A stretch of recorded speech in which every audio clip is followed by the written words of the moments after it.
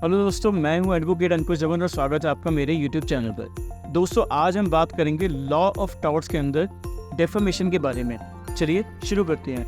Defamation, हम सब जानते हैं हर इंसान की सोसाइटी में एक इज्जत होती है और सम्मान होता है, और यदि कोई भी व्यक्ति किसी दूसरे व्यक्ति की इज्जत उछालता है या किसी भी वजह से उसकी बदनामी करता है तो वह व्यक्ति डेफेमेशन का केस उस पर कर सकता है, जिसने भी उसकी इज्जत उछाली है या उसकी बदनामी करी है। डेफेमेशन को हम फेमस ज्यूरिस्ट की सिंपल सी डेफिनेशन में समझते हैं। सबसे पहले आती है सैलमन की डेफिनेशन। सैलमन का मानना है कि defamation is the publication of false and defamatory statement regarding another without any justification. यानी डेफेमेशन एक ऐसी डिफेमेटरी स्टेटमेंट होती है जो बिना किसी जस्टिफिकेशन किसी व्यक्ति के द्वारा दूसरे व्यक्ति के लिए दी जाती है।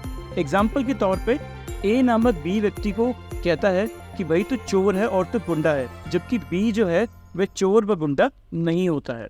एक और एग्जाम्पल ले तो एक व्यक्ति दूसरे व्यक्ति को रेपिस्ट यानी बलात्कारी कहता है, जबकि वो व्यक्ति रेपिस्ट नहीं होता है, ना तो बलात्कारी होता है, तो यह भी डिफेमेशन होता है।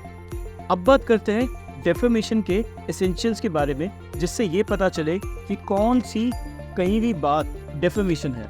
Number 1, the statement must be published. दोस्तों, पब्लिकेशन का मतलब ये नहीं कि न्यूज़पेपर या मैगजीन में स्टेटमेंट पब्लिश होनी ज़रूरी है या होनी चाहिए।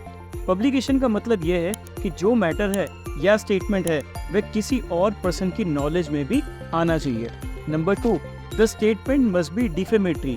यानी जो स्टेटमेंट दी जा रही है और कही जा रही है वो डेफेमेटरी स्टेटमेंट होनी कब होती है, जैसे कि point number A, exposes to plaintiff hatred और कंटेम्प्ट। यानी ऐसी कोई स्टेटमेंट जो प्लेंटिफ को घृणा की तरफ ले जाती है या उसका अपमान करती है। Point B, tends to injure him in his profession और trade.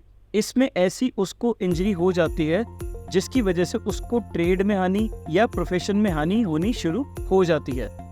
Point number C, causes him to be shunned और अवॉइडेड बाय हिज नेबर्स और by members of the society.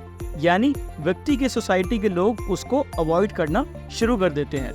ऊपर बताए गए तीनों points A B C defamatory कहलाएंगे। अब point number 3 की बात करते हैं। The statement must refer to plaintiff. यानी जो स्टेटमेंट दी जा रही है वो प्लेंटिफ को रेफर करनी चाहिए डायरेक्टली या इनडायरेक्टली। दोस्तों, अब हम जानते हैं kinds of defamation. Number 1, libel. Number 2, slander. शुरू करते हैं लीबल से। लीबल, यह एक रिटन फॉल्स पब्लिकेशन और स्टेटमेंट होती है बिना किसी लॉफुल जस्टिफिकेशन के, जो कि किसी दूसरे व्यक्ति की रेपुटेशन को खराब करती है। यानी कि कहीं भी किसी व्यक्ति द्वारा लिखित में दूसरे व्यक्ति की रेपुटेशन खराब की गई है, उसे लीबल डेफेमेशन कहा जाता है। अब बात करते हैं स्लैंडर की। स्लैंडर, यह जो अब बात करते हैं स्लैंडर की। स्लैंडर, यह जो डेफेमेशन होती है वो वर्बल और ओरल होती है, जो किसी इंसान की रेपुटेशन को डाउन करती है बिना किसी जस्टिफिकेशन के। सिमिलरली, ओरली का कुछ भी बकवास बिना किसी प्रूफ के और बदला लेने के इरादे से की गई है तो वह स्लैंडर डिफेमेशन में आता है। आई होप आपको ये डिफरेंस अच्छे से समझ में आया होगा। दोस्तों, अब इसके एक्सेप्शंस की बात कर लेते हैं। Number 1, justification by truth. अगर ए ने बी को चोर कहा है और बी सच में ही चोर है तो यहाँ डिफेमेशन का केस नहीं होगा। Number 2, fair and bona fide comment. जैसे कि अगर किसी ने किसी दूसरे व्यक्ति के लिए कुछ कमेंट किया है और वो फेयर कमेंट है तो भी डिफेमेशन नहीं लगेगा।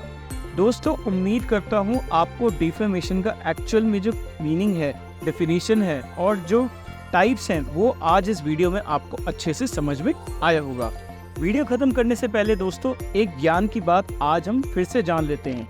अगर आपकी फैमिली में कोई भी प्रॉपर्टी से रिलेटेड झगड़ा चल रहा है तो पुलिस FIR उसमें नहीं करती है, यानी आपकी की गई कंप्लेंट बेकार हो जाती है।